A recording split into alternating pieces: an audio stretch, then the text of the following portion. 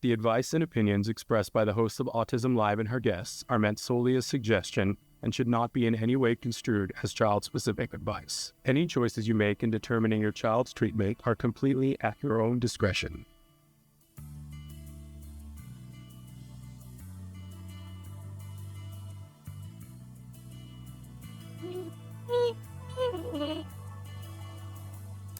Good morning and welcome to Autism Live. This is a parent-to-parent day, and I'm very excited about that because this is a topic that I have been wanting to talk about for a while. Talking about COVID, and that just made me a little bit emotional thinking about what our kids lost in COVID. So we're going to be talking about that this morning, about potentially looking at different age ranges and what kinds of things your child might have lost if they were a certain age and now they're a certain age, and how we might go back and try to pick up those threads and thread it back in so that they are not permanently behind because of opportunities lost during COVID. So we're going to be talking about that in just a second. For those of you who are new to the show, I'm Shannon Penrod. I am a proud pony. That's how I identify, a parent of a neurodiverse individual. Those are the words that my son has given me to use. And I'm completely lost about which one is my camera. I guess I'm here. I'm just hopeless and out of touch today. So apologize. But thrilled to be here with you and awake and alive and with you talking about this topic. Because if you're familiar with this show, we've been doing this show for 15 years, literally like this week, 15 years. And our mission has been from the beginning, and it continues to be, that we want to provide information and inspiration to the larger autism community. Now, what do I mean when I say larger autism community? We know that the beating heart, the center of our community, that would be individuals who identify with all the words that have to do with autism on the spectrum, neurodivergent, neurodiverse, plus anything autistic. What are all the words that people like to use? And we believe that it's important that how you identify is how you identify, and that we never want to take any issue with that or suggest that it should be something else. How you identify is how you identify. So that's the beating heart of our community, but surrounding those individuals are a group of people who love them, right? And so when we talk about the larger autism community, that's what we're talking about in toto, that heart and the people who surround them, who love them. I count myself as one of the surrounding people, and I know that those of you who share that same role as I do, you might be a parent, you might be a grandparent, you might be a spouse, a boyfriend, a girlfriend. You could be a behavior technician or a BCBA or a speech and language pathologist or a teacher, right? A doctor. You could be all of those things and be counted in that community. But what I think we all have, everybody in this community, including those individuals who identify in all those different ways, we all have different needs. We all have different opinions. I don't think there's a lot that our entire community agrees on, except on the rights of individuals that identify as being on the spectrum, and whatever words. I can't list all of them 13 times, but we respect all of the words. So that's what we're here for, to provide information and inspiration, and I hope that today will add that. Now, how do we do this? We podcast, and we are on several different channels. Our fabulous Chris Desmond is going to show you some of the different ways that you can interact on the screen. If you're not watching us on the screen, it's because you're listening to us in podcast. I want to say to you, if at some point you're like, what am I missing by not seeing it? Head over to YouTube. We have two very robust YouTube channels. One of them is Autism Live, and the other one is Ask Dr. Doreen. You can check them both out, both YouTube channels. We podcast as both of those monikers, and it is a free download wherever you get your podcasts. However, there is no such thing as free, right?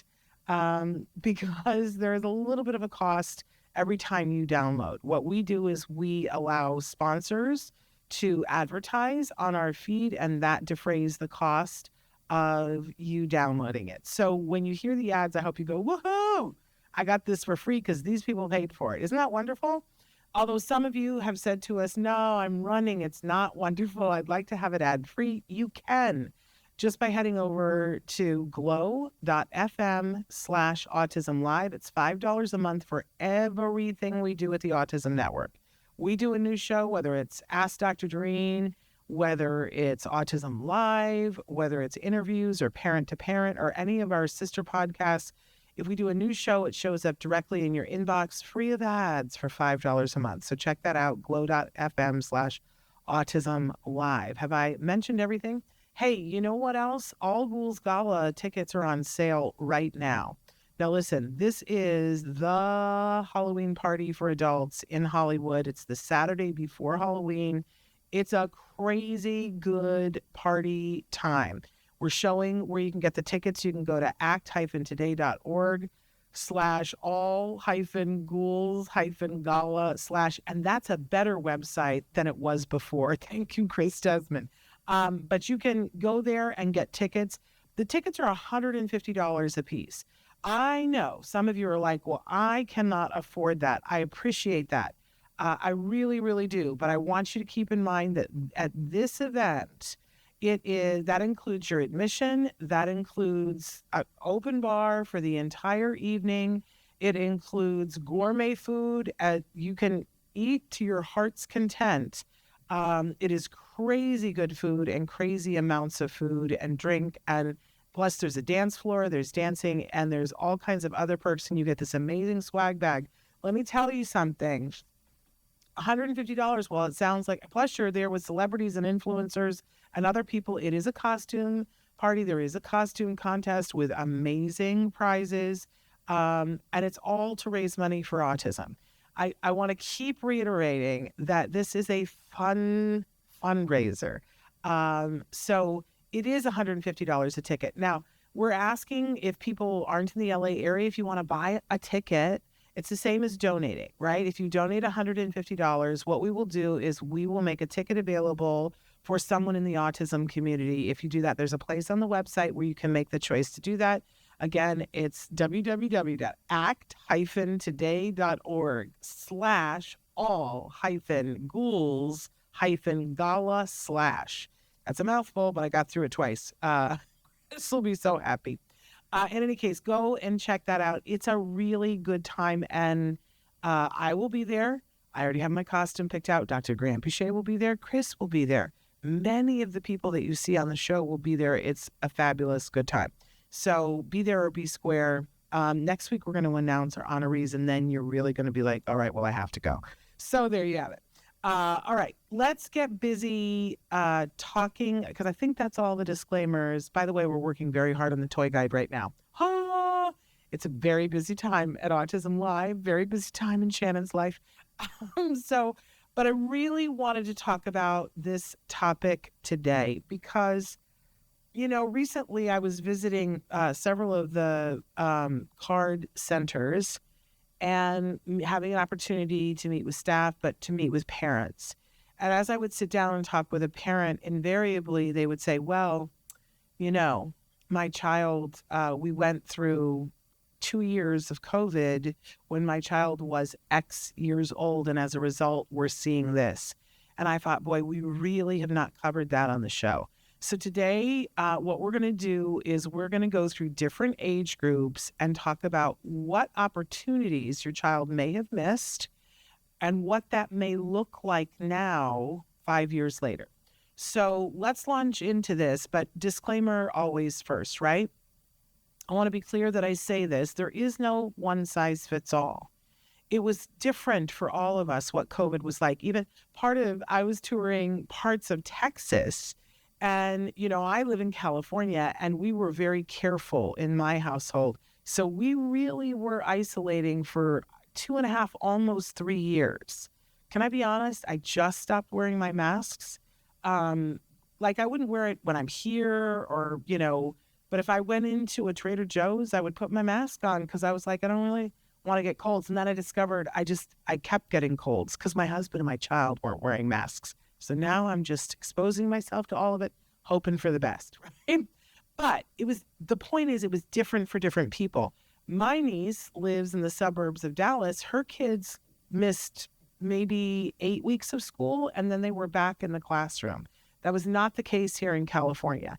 And there's everything in between. So, how much you were shut down, to what degree, in terms of your community, but also in terms of your personal choices as a family. If you had somebody who was greatly immunocompromised, I was just talking to a family the other day that they had had a baby 6 weeks before the shutdown. So they were being very careful because this new baby, they wanted to protect her. So everybody's circumstances weren't the same. Everybody's choices weren't the same. And what it was like personally was very different for different people because different resources were available. So I'm trying to give a generic overview just to give you an idea of, oh my gosh, maybe you haven't thought of it, or maybe you've noticed this and didn't connect the dots and go, yeah, no, absolutely. That's why this might be happening in my child's life. But I think more importantly, trying to give you some ideas as a parent of what you might choose to do to mitigate those circumstances. Now, before we launch into it, I want to say one more thing. It is really my hope that most of you have access to and are doing good quality ABA therapy.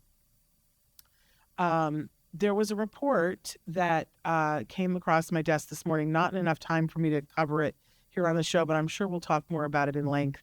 But one of the biggest insurance providers in the country was found within the last couple of days. That was reviewed and found that they were skimping on the ABA. Let's say that they were not treating it like a medically necessary thing. And as a result of that, there are going to be large numbers of people who are going to have access to more ABA as a result, particularly people who have TRICARE insurance, because there was this model that they were giving people that was just a parent model instead of getting true ABA, which has a parent model, but also has one-to-one therapy.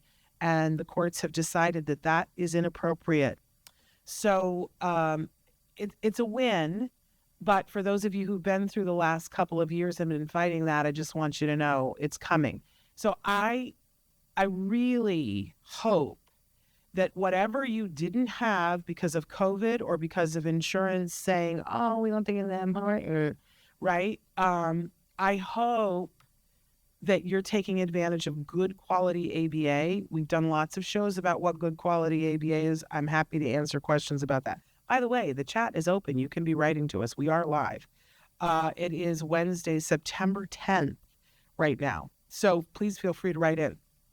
Okay, but I don't want this to be in any way perceived as the things I'm recommending that you do are not separate from they're not instead of ABA. You should be doing them in conjunction with ABA, and if possible, doing it with your ABA team. But these are things that are geared towards you as a parent, things that you want to be focusing on. But it is meant to be paired with your ABA, okay? So having said that, let's launch in, and we're going to talk about this. We're going to think about this. Consider the age of the person when the shutdown began for them. And then we want to think about what kinds of things would they have been learning if we wouldn't have been in shutdown. And we want to think about missed opportunities. What didn't happen for them?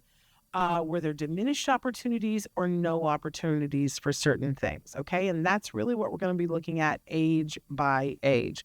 So let's launch in first and talk about babies. So I'm really talking about from birth to age 1, what kinds of things might they have lost opportunities for during a shutdown? What I saw from a lot of families is that their babies are not recognizing facial recognition from people other than the people who were with them during COVID. Like some of them just have what we call face blindness. They're not looking at faces because when they saw faces, they were with masks, right? But also we see that there is a fair amount of anxiety for those kids because they're not used to seeing facial expressions. Keep in mind, and this is so scary to think of, but these kiddos that were 0 to 1 are now 4 to 5 years old.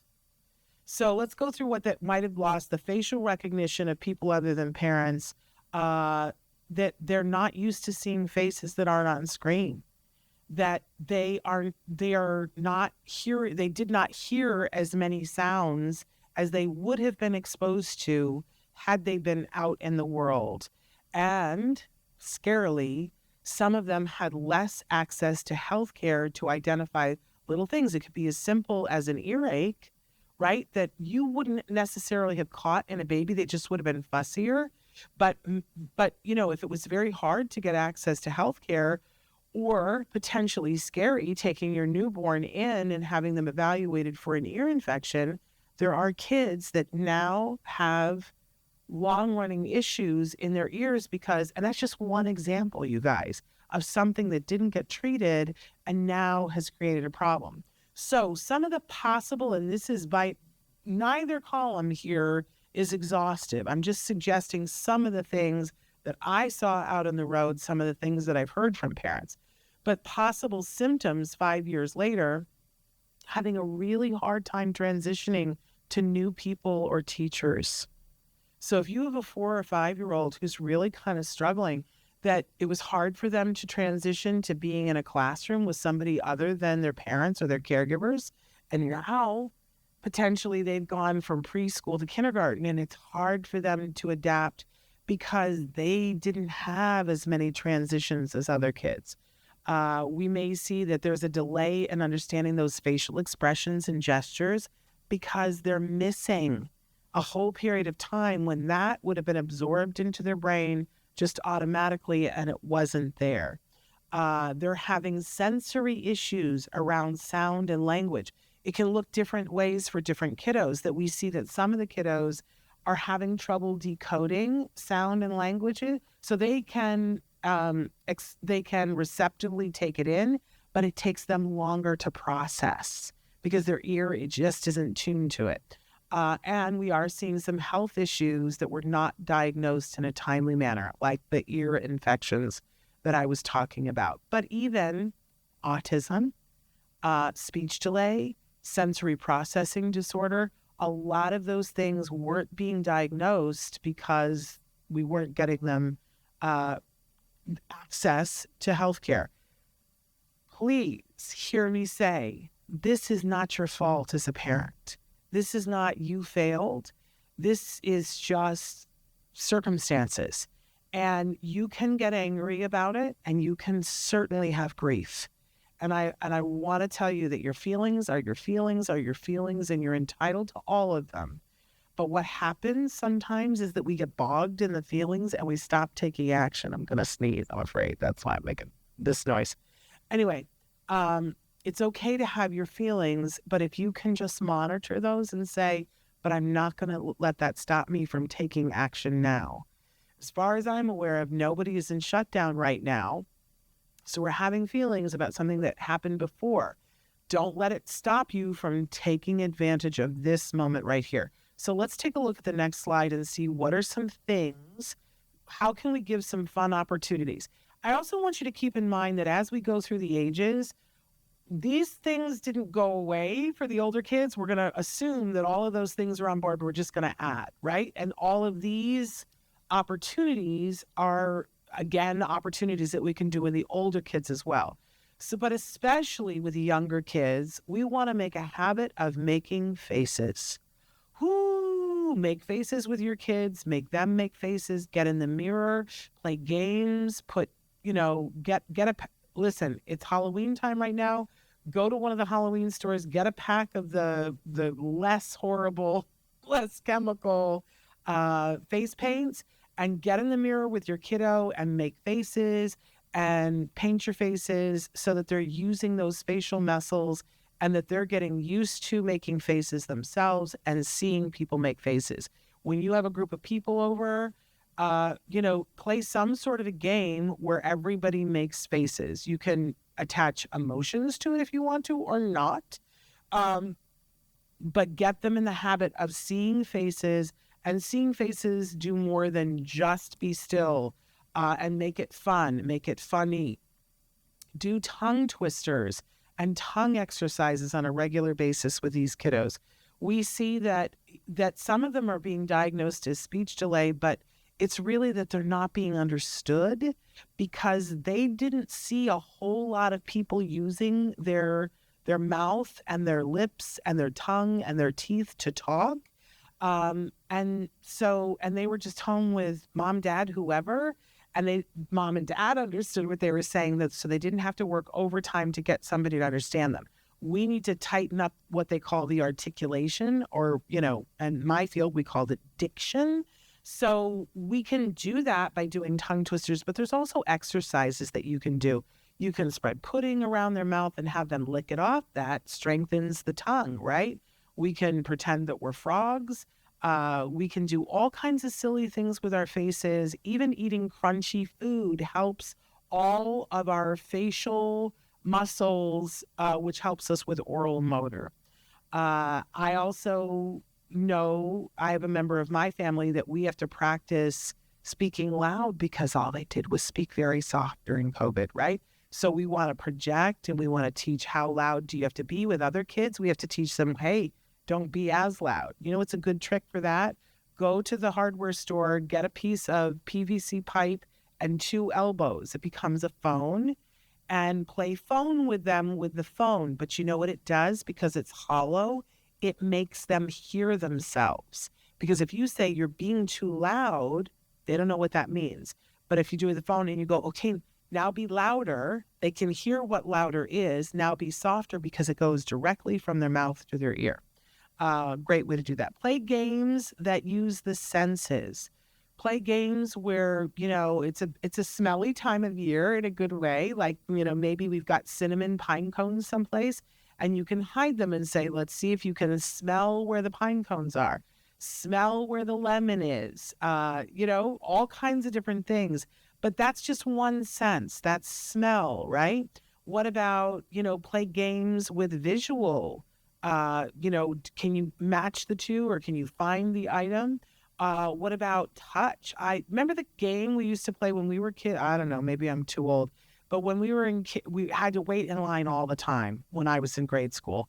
Your teacher would come and pick you up after you did, whatever art or whatever, and you'd have to sit in line facing forward. So all you could see was the other kid's back. So we would sit and draw letters on each other's backs. What a great thing. You're learning letters, but you're also learning touch, right? There are books that will help with this. Work on making transitions fun. 4 to 5-year-olds are getting ready to go to kindergarten if they're not already in kindergarten. And a big part of kindergarten is that you're in centers, and then you transition from one thing to the other. So you're doing art here, and then you're going to go do math, right? And it's hard for these kids. So we work on making transitions fun. In the beginning, we only have fun things. We set up like 5 activities, and we're having a good time, and we ring the bell or clap our hands, and then we move on to the next thing. They're not going to like that to begin with, because they're going to go, I was having fun doing that thing, right? And we want to make sure that they're having fun doing the next thing.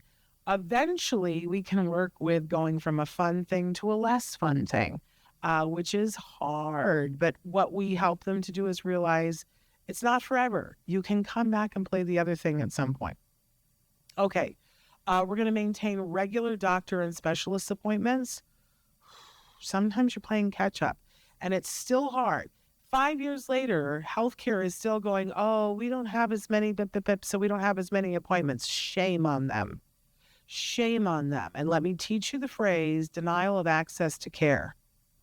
If you are having trouble getting an appointment for your child or yourself with a specialist or with your doctor, you ask to speak to someone and say, I feel that I'm being denied access to care. They will very quickly get on the phone with you and find you an appointment. It may be outside your network, but they'll bill it as if it's in network.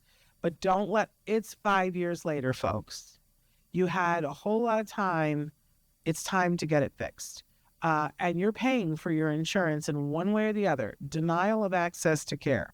It is the phrase that you use. play art, play classroom, play school, play store, do all the make-believe things, but because these are social make-believe things, right? Play house, and have your kid potentially play house with other people, but you can do it too. Play teacher, and sometimes if they say, I want to be the teacher, let them be the teacher, because not only are you learning the thing that you're doing, but you're learning the social circumstances around it, right? Play make-believe, play chef, play restaurant. I love the family that when it's their anniversary, they, money is scarce. So they prepare whatever food for their kids, and then they pretend that they're in a high-end restaurant. And one child is the maitre d', the oldest child, and opens the door. The parents, ring the doorbell, opens the door, lets them in, seats them at the table, gets them the water glasses. Somebody else is the waiter. Somebody else is the chef, heating things up in the microwave. And they bring the food out, and then, they clean it all up, but they wait on their parents. And it's a ball for everybody, and the parents enjoy their anniversary, right? Play these kinds of things with your kiddos, because they missed out on opportunities. You didn't go to as many restaurants with them, and they missed out. So you're going to give them these opportunities. Make sure that you're eating a wide variety of food, because some of our kids are especially finicky, and it kind of was easier for them during the pandemic because, you might not have had access to everything, right? You weren't going to the farmer's market. So now it's important to have them have a wide variety of food, especially textures, because our kids tend to get fixated on one or two things and then have food selectivity. If your child already has food selectivity, make sure that you're working with a team to counteract that. But if you don't have it, say hallelujah and make sure that they're eating a wide variety of food. Okay, the next one is very important. Cross the midline. Find activities. And if you need help finding activities, go to Pinterest and just go to Pinterest and put in, for instance, activities for 4-year-olds to cross the midline. You will have more than enough stuff to do for the rest of your life. They'll be 18 before you're done doing the things, right? Crossing the midline is something that we do on a regular basis, but for our kids, we know, research shows that it strengthens the connection in their brain for cognition. So, literally, you guys, they've done studies where they'll do like an hour of something like tennis, crossing the midline. You have the middle line down your body, right? And it's taking either hand, right or left, and crossing that line to accomplish a task. That's crossing the midline. Well, tennis, anytime you're doing a backhand, you're crossing the midline, right? There are all kinds of activities like boxing, swimming crosses the midline, right? There are a whole bunch of activities, but there are games that you can play that are just about crossing the midline. They've done studies where they take kids and they do like an hour of crossing the midline. They then give them a test, right, to see how they do. They have them do, just take the test without crossing the midline. They do better on the test if they've crossed the midline. Across the board, on all kinds of subjects, they speak better after crossing the midline. So have them cross the midline. Do those exercises. Teach self-regulation through movement. Now, this is especially one of these things that, okay, we're going to start this at 4 or 5, but every age range I'm going to talk about, this is critical. That I know you guys write it in and say, well, I on my wish list, I wish my child had self-regulation. Can I tell you, some of it is what your child eats. I'm going to be honest with you, but a lot of it is how much is your child moving. Just on Saturday, I was having a conversation with somebody where they were telling me, that somebody's children are just so busy all the time, that they have constant activities. And I said, yeah, that's good. And they were like, no, children need time to just be children. And I said, no, they're getting to be children in all those things that they're doing. Those things are fun. What are you talking about? Like, let them go and be, I am a big fan. And I said this at the time. I said, my grandmother used to say, idle hands are the devil's work, It's good for our kids to be busy. It's really good for our kids to be busy. And it's good for them to be in motion.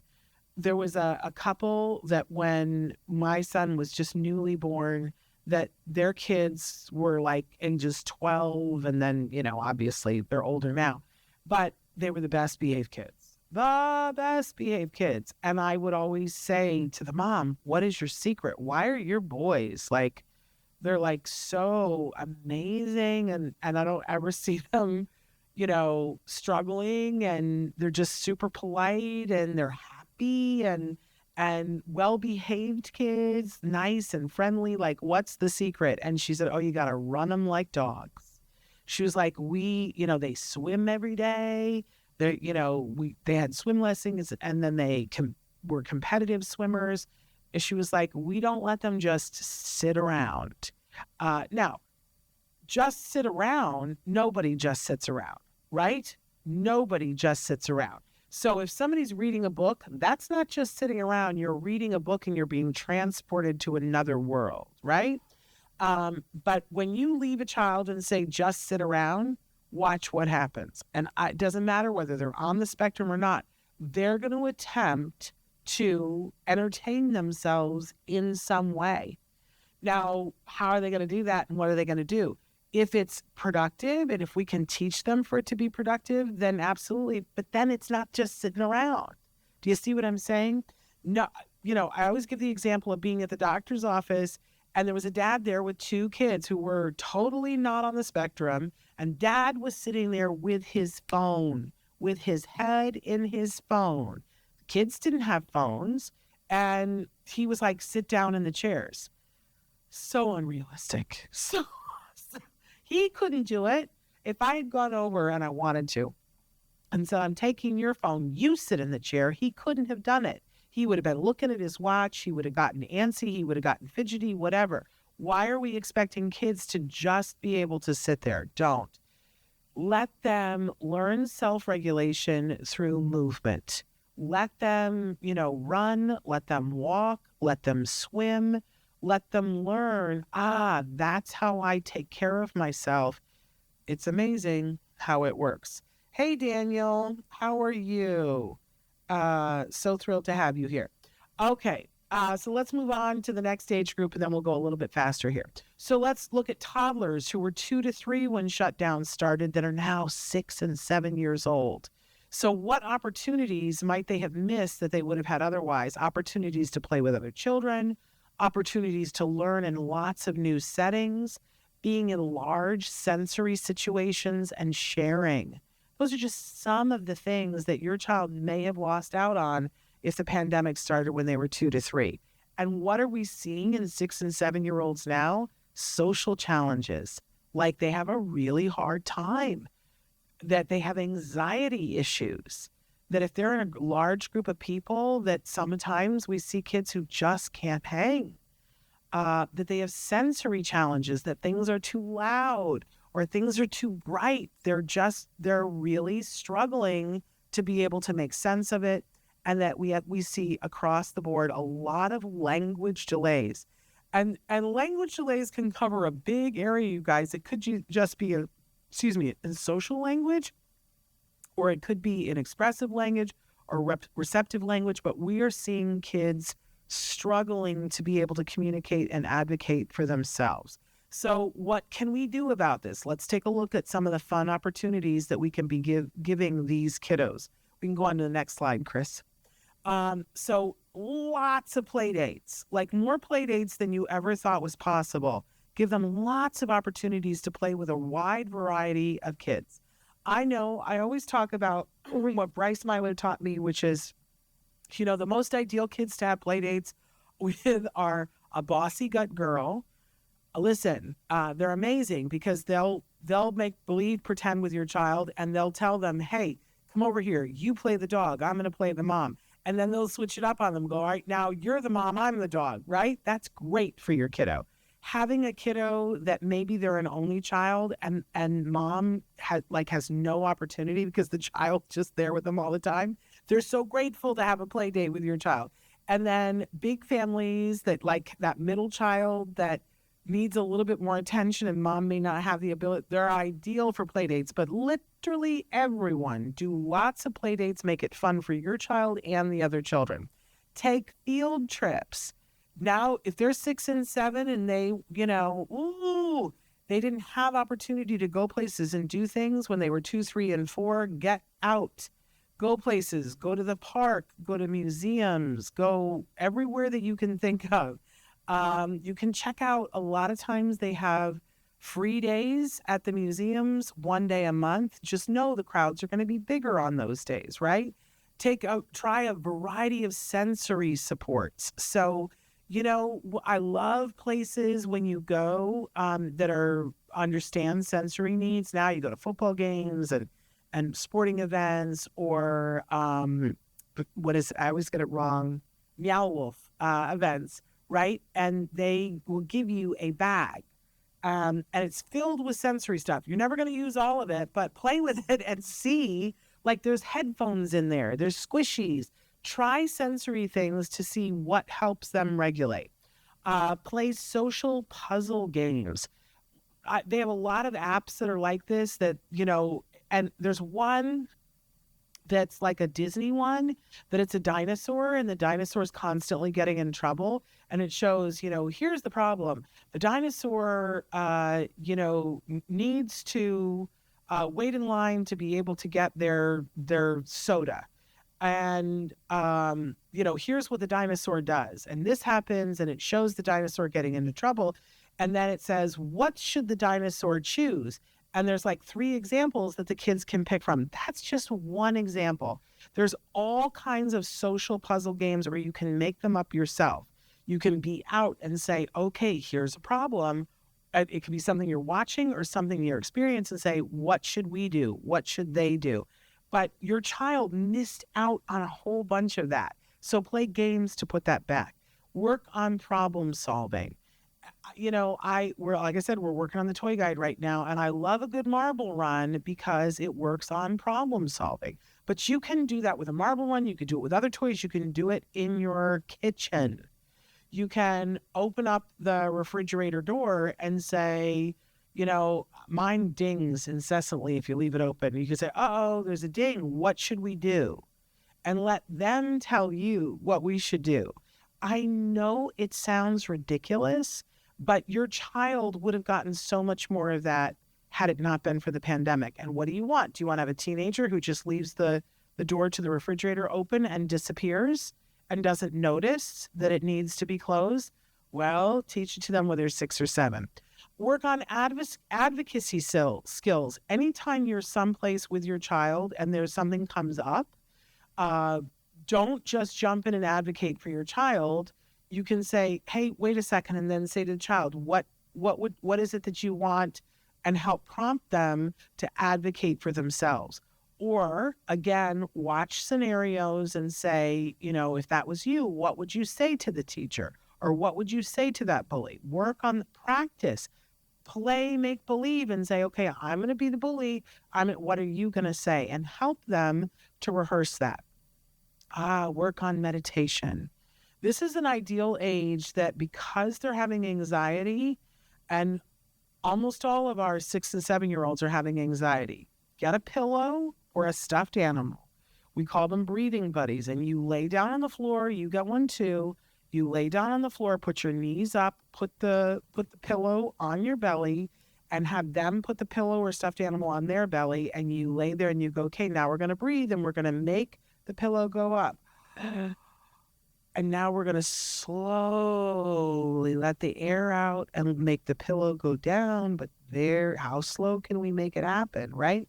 Very easy to work on. We're starting with just the breathing.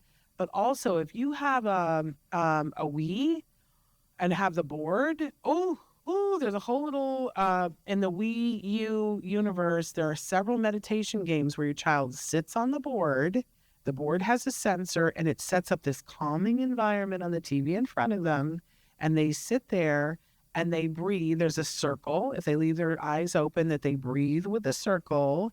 But the board notices when they're fidgety, right? And they get rewards for when they are not fidgety, when they can sit and breathe. And it's very calming music. So If you have a Wii U, it's great. And, if you don't have a Wii U, look, because a lot of times people are selling them at garage sales. You can get them very cheap. Uh, okay. This is an ideal time when you want to get your child's blood checked and say to their pediatrician, hey, can we just check their blood and see if everything is right? Not just a regular panel, but also we're looking for any mineral deficiencies or anything like that. Some kids weren't in the sun enough.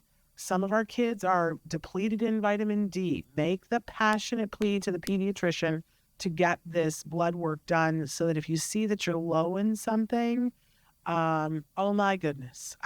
Like a year and a half ago, we found that I was catastrophically low in vitamin B12, catastrophically low in vitamin B12. And had we not figured it out, my doctor was like, you were going to be in the hospital in a couple of days. It was that catastrophically low.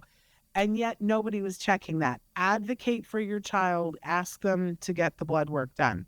And then at this age, we're going to teach good sleep hygiene. And that means we get them on a schedule that they go to bed at a certain time, they get up at a certain time, even on the weekend. I know you can hate me, you can decide not to do it, but I'm telling you, it will help your child regulate. And they need some stability right now. They really, really do. Okay, let's move on to the next age range. I don't know how we're going to get through this. Okay, preschool. If they were 3 to 5 when the pandemic started, what they might have lost or had diminished opportunities, group learning opportunities, learning from new environments, social play, social problem solving, perspective taking.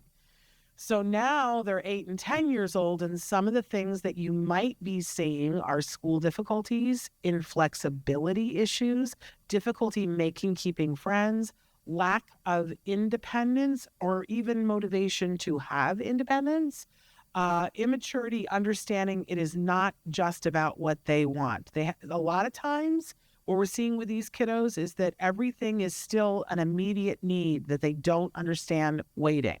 So what are the kinds of fun things that we can work on as parents to help counteract this? Let's take a look at the next slide. We really want to get them engaged in some sort of team activity. Now, hear me out. That might not be sports, but it could be. It could be. They have great organizations for Little League. And I think I'm not a fan of having our kids play football. It should only be touch football and never tackle. But I think Pop Warner has a division that is for special needs kids. I know that AYSO soccer does. But there are other things besides sports that involve team activities like robotics. Look, robotics has amazing programs across the country that for your kid to be on a robotics team, good stuff. There's even chess teams, there's swim teams, there's all kinds of things. But get your child engaged in something where they have to work with other kids. It is a necessary part of their development that will help them. Attend things like theater and sporting events or concerts. I know it's like late in the summer, but there's still some fall outdoor things. And that's ideal, right? Because if they have a problem, you can get up and walk away and it's not a big deal. But you need to be going to those kinds of things to help them to not have anxiety in those kinds of environments. Great idea to sing in a choir. If your child has a choir at their school, get them involved. I love scouts for this age range, whether it's Girl Scouts, Boy Scouts, and I love when girls do Boy Scouts and boys do Girl Scouts. Please, yippee-ki-yay, right? But scouting is good. It's been found to be very good, and it tends to be very inclusive for our kiddos. We want to start working on complex problem solving, where maybe it's more than one step to get it fixed. So going back to the marble run or things in your kitchen, okay, we tried that and it didn't work. So what should we do now? Working on things like that with our kiddos. By the way, we can do this even non-vocally, so many of these things. But we want to start to work on perspective taking. There's an amazing set of lessons and skills, and I hope if you're working with your ABA provider, say to them, let's start working on perspective taking. Because a lot of times you start with sensory perspective taking, where one person is in one place, and we look at what can they see versus what can you see. And then they trade places and they go, oh, I can see something entirely different over here that I can see over here. But we want them to start to realize that what's going on in your brain is not what's going on in somebody else's brain. And that starts with what can you see, what can you feel, what can you hear. Teach about false beliefs. Again, these are lessons that are in skills if you need them, skillsforautism.com, but there's a whole set of lessons. And it's so great at this age range because at the same time, they're starting to learn at school about what's a fact and what's an opinion. I know. Don't we wish we could teach that to some adults right now? Sometimes you have a belief and it's a false belief, right?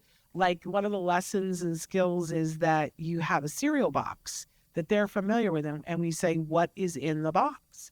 And they'll say cereal, right? But then they get to open the box and it's a toy that's in there, not the cereal, because we have to realize that sometimes we believe 100% because of past experience that something is something, but it isn't always. And they'll be teaching that at school as well. This is a great age to teach riding a bike. And I know that a lot of people are like, I don't know that my child on the spectrum needs to ride a bike. Well, we've discovered that it is one of the milestones, along with catching a ball, that leads to other things for your child, like being able to read, being able to move their eyes in a way that is helpful to them. So if you can, even if it's a tricycle, even if we never get training wheels off, teach them to ride a bike. It's a very good skill for them. And this is the perfect age to clean their diet as much as you possibly can. If you think about it, this is one of the last stops along the way before their puberty, right? So clean the diet up now, reduce the amount of sugar, definitely get the pesticides out of the way, and have them eating a healthy, colorful diet. Okay, moving on. Now we're at school age. They were 6 to 10 when the pandemic hit. Now they're 11 to 15. We're tween and teen years now. What might have been diminished peer interactions, social rewards, growing independence, strong friendships, social problem solving. What do we see now that is a potential result of that? Feeling of wanting to isolate. I'm hearing this from so many parents. Lack of interest in new things or trying new things. That's heartbreaking. Lack of initiative to do anything. We got parents who are saying they don't want to do anything and I don't know what to do with them. May perseverate on solitary activities. They found ways to cope in the pandemic with things that they want to do that are solitary activities. There's nothing wrong with that, but if they're perseverating it and not able to break away from it to go and do other things, that becomes a problem. Unable to emotionally self-regulate. So what can we do? Some of the things that we can do for this, on to the next slide. We can create fun hangouts at home, make your house the most fun place.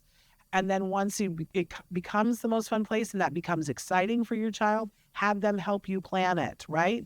Find clubs for whatever the interest is. If they're doing something solitary at home, find the club that talks about it, right? Teach skills for independence that are meaningful to them, right? Teach and reward personal hygiene. Oh my goodness. They need it right now, right? And they weren't around other kids to go, ooh, you smell, but they are now. And it's hard for a teenager to hear that. So teach and reward really good personal hygiene. Have them volunteer at this age. Critical job skills, have them volunteer.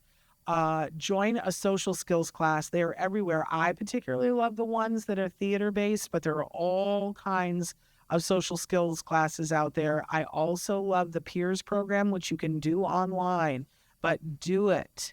It's critical for your child. Teach basic sex ed. And if that's not something you're comfortable with, lots of people are teaching that. I think the Ed Hazard Family Center does that for this age range online. I might be wrong, but it's important. Don't think, oh, they don't need that, because you'll regret it. You'll regret it. Things are starting to happen to their bodies that they don't understand. It's causing anxiety, and it may cause them to engage in a behavior that they don't know is inappropriate. You know, teach basic sex ed. Build their self-esteem, but that can't come from just you. If it's only just you at home building their self-esteem, like it's going to wear off and they'll go, you're saying that because you're my mom, right? Or they're going to think it and not tell you that. So part of that comes from getting it from other people, which happens during the hangouts and the special interest clubs. But praise, praise, praise. Hormones are on board now, and they need to hear from you that they're amazing, and praise them anytime that they do something great. On to the next stage. Okay, now, if your kiddo was a tween, like between 11 and 13, when the pandemic hit and shutdown happened, it might mean that they had a diminished opportunity for self-expression or identification. Like they really didn't get to do the thing where they dyed their hair purple, right? Less opportunity for sports and extracurricular activities, less classroom time, opportunities to social problem solve, like when they were at school. Now they're 16 to 18. Some of the possible symptoms of that we might see are extreme over or under self-expression. And it's, one of those things where you might be like, but there comes a time when every child has to figure out what their style is, and they try a couple before they decide. So don't panic about that. But some kids just don't even know I'm supposed to do a thing where I decide this is not my uniform. I decide what I'd like to wear, and we got to prompt that if it's not happening. Lack of ability to deal with peer pressure. Oh my gosh, that's hard. Quick to experience burnout, difficulty focusing on during passive learning. It's very hard now. The teachers are all saying, oh my gosh, like I got to have a 3-ring circus to keep their attention because they were home learning, right? Difficulty focus, right. Lack of ability to deal with stress. That's a big one for our 16 to 18-year-olds. So what can we do? How can we help them? We can give them all kinds of choices about their appearance and be very accepting of it, you guys. I'm sorry. I know that some of you, I'm like, oh, you want to dye your hair, rainbow? Let's do it. And I know for some of you that's hard, that, for your personal beliefs, but I hope you realize it's a natural stage that your child is having to push through because they missed some stuff. So my advice is give them choices and embrace it, unless they're hurting themselves. That would be the exception. Take them shopping, not just for clothes and the things they want, but for everything. Get them used to buying groceries. They missed some of it. Talk to them. Comparison shopping. Now is the time to have a bank account and card. And I know some of you are going to say, this is just for the high-functioning kids. I'm sorry, it's not. Even if you have a child who is nonverbal and struggling with the concept of money, I want you to get them some kind of a card. Now, you can put a limit on it so that they can't use it and run up a huge bill, but we want them, everybody needs to get to the point where they can purchase something for themselves. Now is the ideal time to do it if you haven't already. Have a regular social group that is at their level so that they can be going places and doing things with peers. You do want to work on phone skills. And again, I'm not saying this for just the high-functioning kids. I know somebody that their kiddo is considered on the pretty severe side of things, but they got him a cell phone. It has huge parameters on it, but it's mainly so that he could text them. And they were like, he doesn't know how to text. He texts them all kinds of things now. So please don't assume, she's not talking about my child.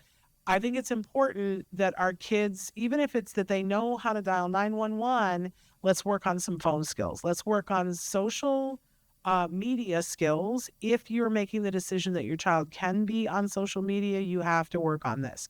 If you're keeping them off of social media, okay, that I'm all right with that. If that is your choice. Work on internet safety if they're going to be online.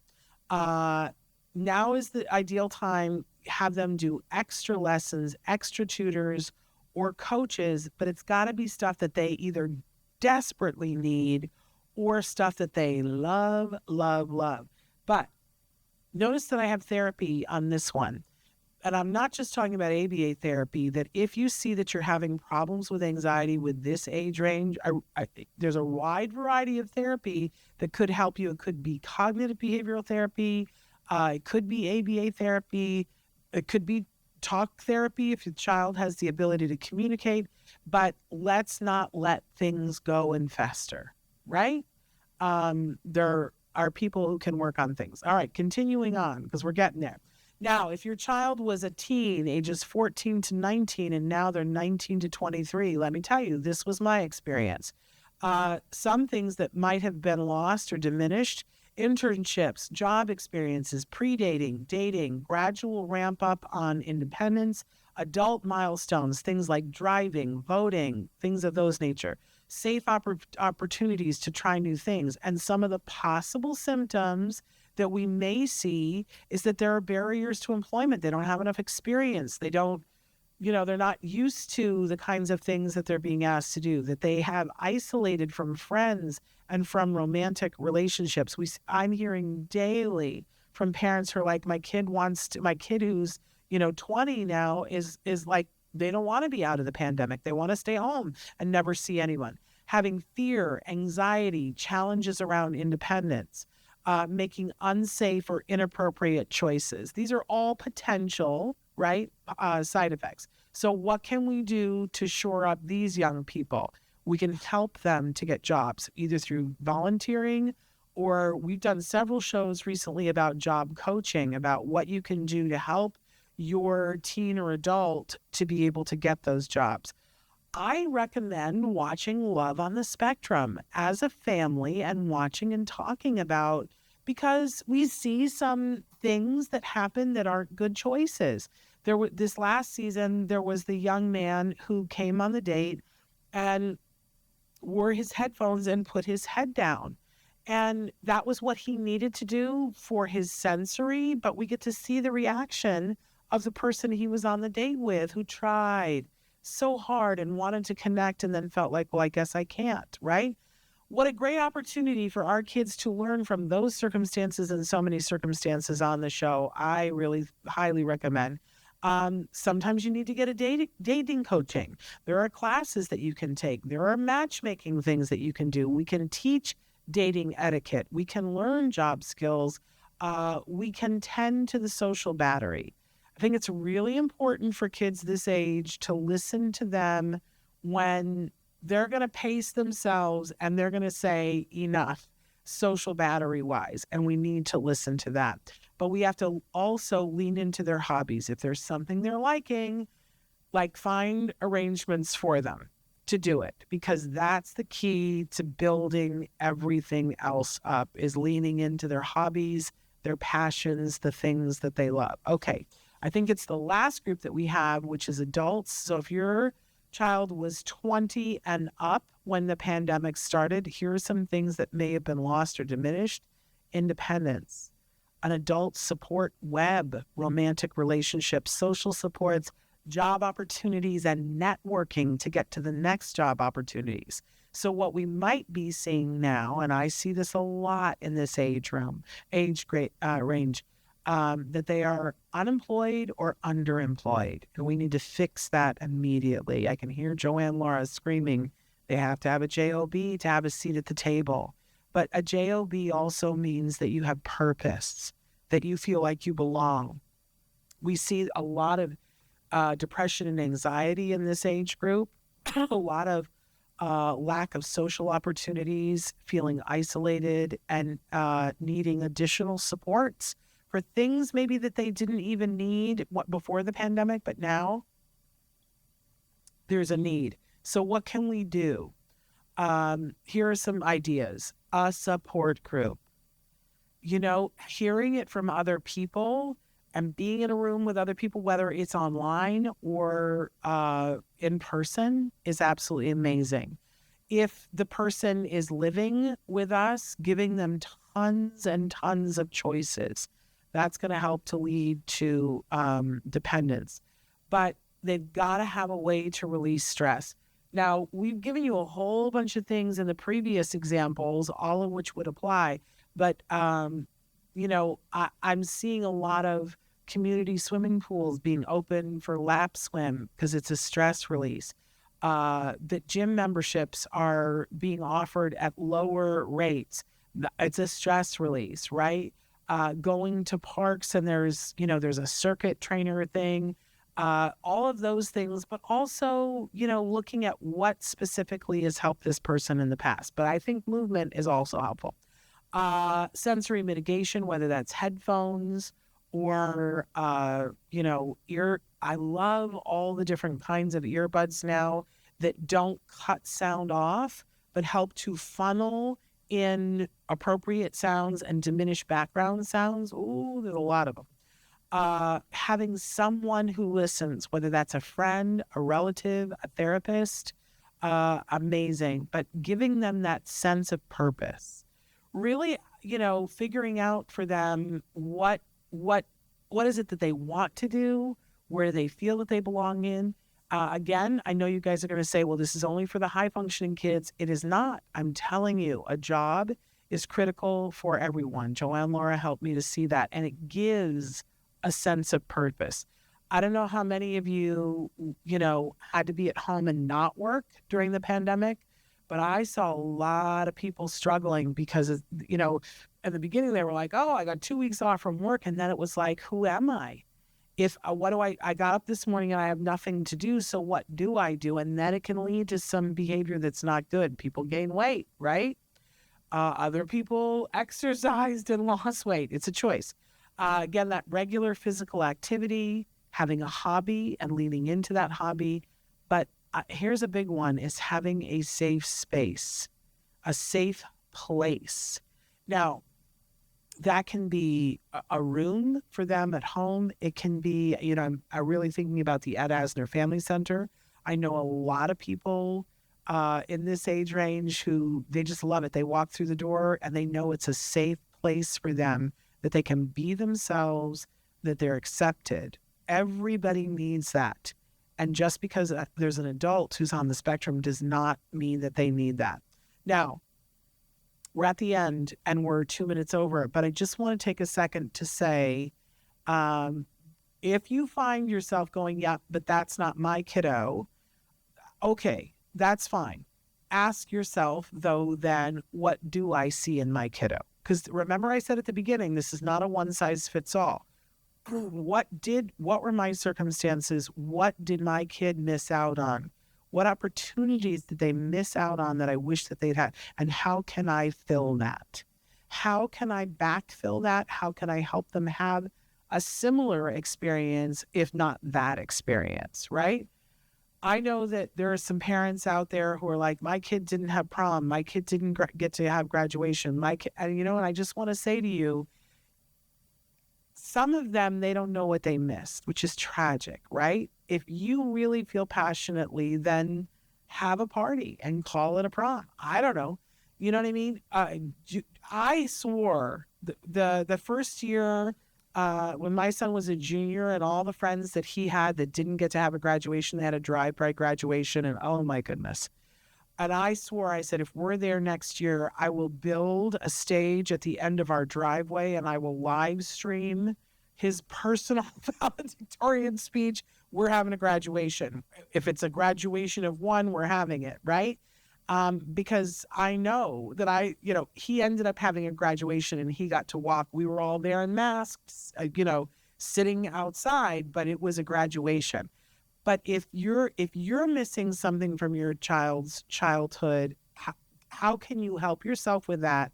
But even more important, if they're missing a skill because of something they missed, what can you do to backfill that for your child, teen, adult, so that we always used to talk at school about Swiss cheese, that kids would come in, and not just kids on the spectrum, all kids would come in and they'd be Swiss cheese. They would know a certain amount of things, but there were holes in what they knew. And as a teacher, you're constantly looking for, if I can fill the holes in this Swiss cheese, this child can launch. And it's the same thing with autism in general. If you figure out where the skill deficits are for your kiddos, where's the knowledge deficit, if you can backfill that and give that to them, they can take the rest of the things that they do know and they can really make some big progress very quickly. I also want to say that, a lot of things were missed because of COVID. But I would be remiss if I didn't say that there were other opportunities that our kids got, that sometimes kids got to be home and spend more time with their parents and their family or with grandparents. Everybody's circumstances were different, but it wasn't. I remember very distinctly saying one night in COVID that we were all having a hard time. And I said, but mark my words, there will come a day and a time where we'll go, remember when we used to do such and such during COVID? We're going to think back on some of those things and go, oh, that wasn't so bad. I don't want to do it again. Let's be clear. I don't want to do it again. But it wasn't all bad. And we can take action to make sure that our kids don't continue to be in deficit because of what they missed. And that's really what today's show is about. So I thank you for being here and taking the time with me. We'll be back on Tuesday with Dr. Doreen. And then we got a great guest on Wednesday. And I don't remember who Wednesday is, but I know that it's somebody great. But I just want to tease that on October 1st, we are going to be back with, is it the 1st or is it the 2nd? Whatever that Wednesday is. For the first time, it's the 1st. Yeah, thank you, Chris.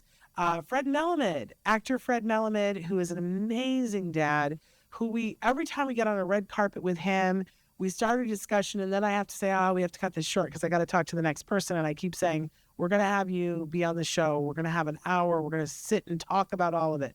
So October 1st, I can't wait. You guys know Fred Melamed. If you look him up, he has been a working actor forever. He's one of the few people that has the voice of God, that he does voiceovers, and he's got this voice. That's what it's called, the voice of God. When a promo starts and they say "in a world," and it sounds like that particular sound, they call it the voice of God. And he actually is the voice of that in a movie called In a World. So much to talk about. But he's a dad, proud dad, and a lot to say about a lot that's happening right now around autism. So looking forward to it. All right, you guys. Until then, give your kiddos a hug from me and one for you too. Bye-bye for now.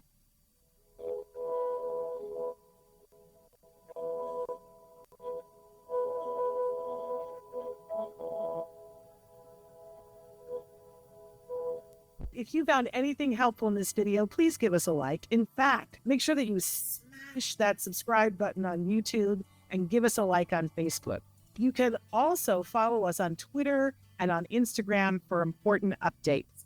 And please download our free podcast wherever you get your podcasts. Thank you so much. See you next time.